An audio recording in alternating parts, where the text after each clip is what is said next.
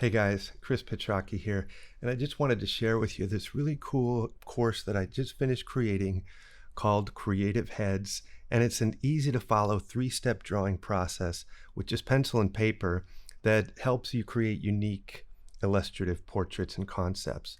I give you a mindset and a framework to begin creating ideas and a backstory, and then I help you with a planning resource guide to organize your story ideas and capture your visual inspiration.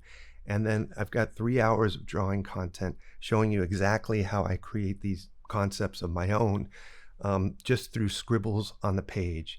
So if you're kind of tired of doing just academic portraits and you want to tweak them or take them a little bit further, and maybe you haven't done that before, this is a good jumping off place. And again, as I say, I take you step by step through the process. And I think it's something that's going to be really helpful for your creativity, for your portraits, and just for your overall growth as an artist. So I'm just going to play a little bit of some of that video so you can see what it's about. And if you're interested, just head on over to Draw Juice, and I'll leave a link in the description.